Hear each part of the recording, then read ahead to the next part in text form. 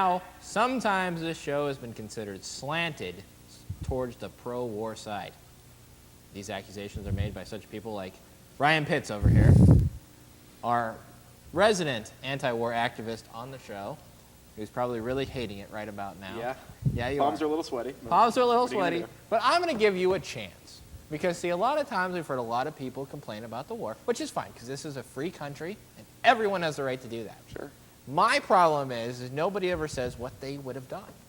So we've decided to take you, the anti-war critic of our show, and we're going to allow you to be President of the United States. Oh, just what I've always wanted. Exactly. Now, I'm going to keep giving you some scenarios, Okay. and you have to respond on how you're going to interact. All right? Okay. Let's begin this. Ryan, you're the President of the United States. Okay. You've been in office for about 6 months. We'll just forget those 6 to 8 months. Don't worry about those. September 11th hits. 2 planes hit into the buildings. They're collapsing. The Pentagon also has been attacked. Our nation has been attacked. You are reading to young school children when you find out this news. What are you going to do? Okay, well, I think the first thing I would have to do is you can very easily explain. They're small children, Yes. okay?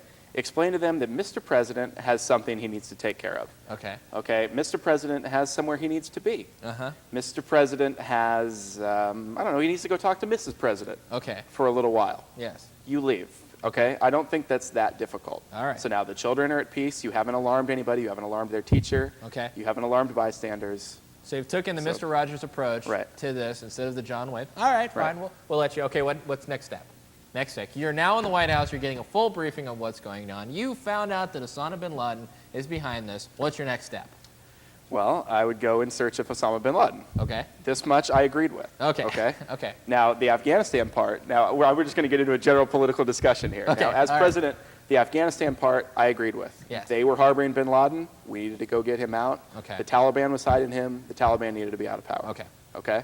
Okay, So so- we go after bin Laden. Okay, you take out the Taliban because they're harboring bin Laden. So you're still there, right? You haven't found Osama bin Laden yet. Okay. All right, what do you do?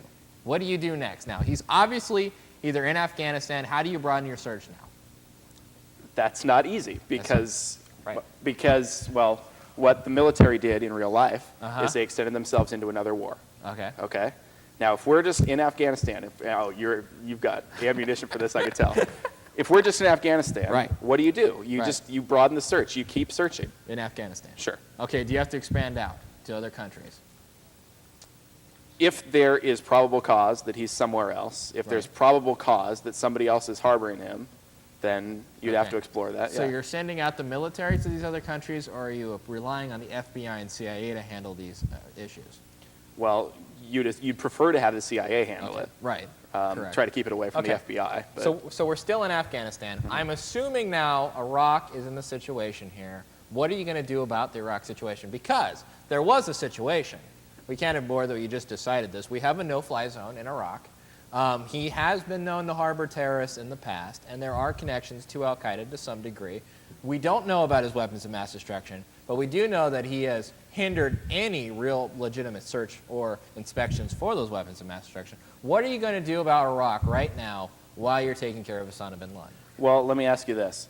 If Iraq is known to harbor al-Qaeda, if Yes. Iraq is known to harbor terrorists, then if we go attack Iraq, Yes. then we've also got to go attack every other country that harbors terrorists. Right. Is that not? That's not true. Like, you want me to explain why? Yeah, that's- I would love to. I'll I'd love to explain hear why this. this is not true. Okay. Very simply, because we were all, the biggest myth that has been given about this Iraqi war is that George W. Bush just woke up one day and went to the world map, and some people would doubt where he would know where this is, and threw a dart and chose Iraq as this country that he decided on a whim to destroy. This has not happened. Now, in Turkey or all these other countries, we do not have a no-fly zone in which we've established to protect part of the country from their leader destroying. I mean, basically the reason we have the no-fly zone is because we don't trust Saddam Hussein in the first place from committing mass genocide on this group of people.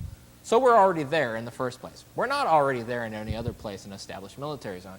This is also an established thing that wasn't only established by us, but also by the UN and the United Nations to be. So we've had a 12-year policy, which, in my opinion, has been a dismal failure, which has pretty much created a starving state in Iraq, Saddam Hussein getting rich off the funds, a bunch of people in the UN, including the French and a whole bunch, getting rich off of this oil for food scandal.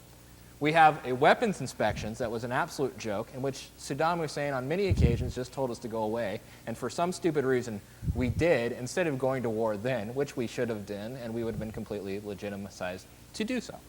So we have that situation. So this is not just, let's just pick a country because he has al-Qaeda connections. So, throwing all that in mind, what are you going to do about Iraq? Okay.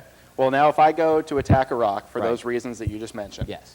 now there's another guy in power in a little country called North Korea Yes. who is known Yes. to be developing nuclear weapons, who is highly intent on developing nuclear Right. weapons. Now, I know, because I've thought this through, Yes. that if I go into Iraq, Yes. that the expectation is going to be there that I also have to go into North Korea.